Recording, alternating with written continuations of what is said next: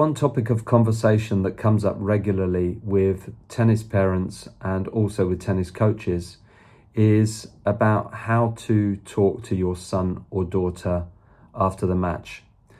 Now, it could be, of course, that your son or daughter won the match or that they lost the match. And obviously, the mood after the match, both from your side and, of course, from your child's side, will be very different according to the result, I guess.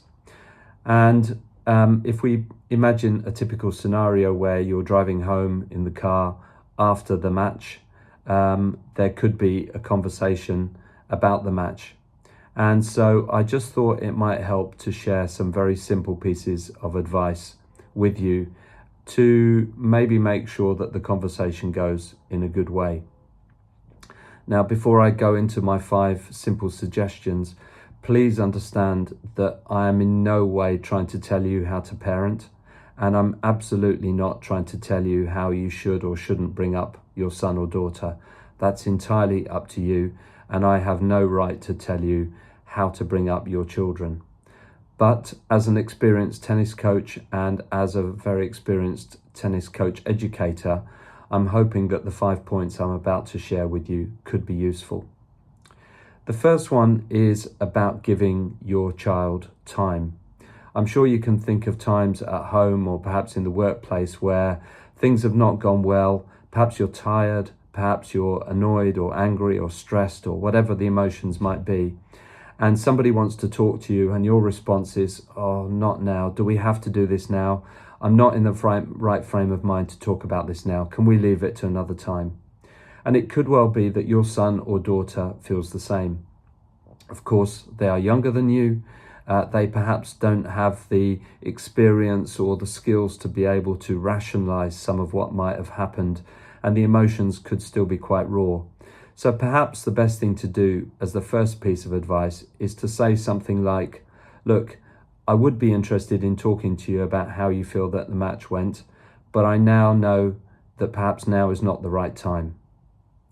So perhaps we could talk about it tomorrow or next week." The second piece of advice is to try and be consistent. Try to be as even as possible.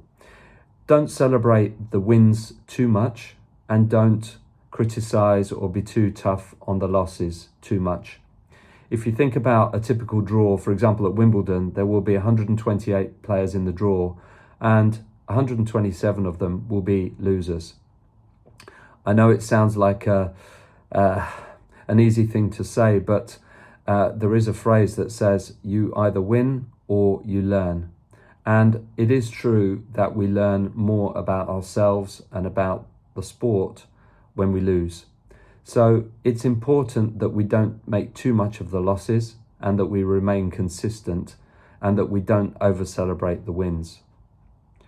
Number 3 is to try to stay focused as much as possible on the process, not the outcome.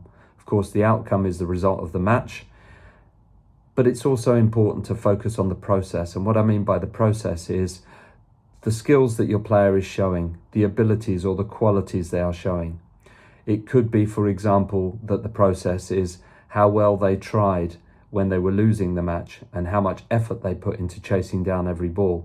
It could be that the process was about working on some of the skills which your son or daughter has been practicing over the previous weeks and months in the lessons. Those are all process goals, and so it's really important when we do talk to our child that actually we focus much more on the process and how well they are doing rather than just on the outcome. Similarly, number 4 is to reward effort, not results. Now, of course, sometimes we want to give our players a treat. We want to give our son or daughter a treat or something special when they win. But sometimes that can send the wrong message. And actually the message, I believe, is that we should reward effort first and not results. Of course, if your son or daughter won a big championships or a big match, of course you should try to celebrate that as long as you don't go mad with it. And at the same time, as I said earlier, not to be too tough in defeat. But I do think it's important, if we're going to reward anything, that we reward qualities, we reward effort.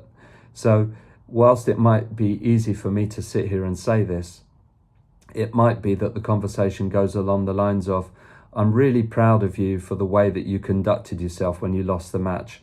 I know it was tough out there for you, but I'm going to give you a treat because of the way that you tried so hard, even when you were losing the match. And that sends a much stronger message to your child about the importance of effort and sporting values and sporting behaviour than just winning the tennis match. And number 5, and again, please remember what I said at the beginning, that I'm in no way trying to tell you how to bring up your son or daughter, just trying to pass on friendly advice which might help you in the conversations in the future. Number 5 is to remember, of course, that they are your child and that you love them unconditionally. You don't love them more when they win, and you don't love them any less when they lose. I don't know how you feel about those 5 pieces of advice. I perhaps felt slightly apprehensive about sharing some of this with you because, as I keep saying, I don't want to tell you how to parent. But I do have a lot of experience and a lot of anecdotal evidence of the types of conversations that happen after a match when things go well, and also when things don't go well. So please feel free to ask any questions or leave your thoughts or comments below.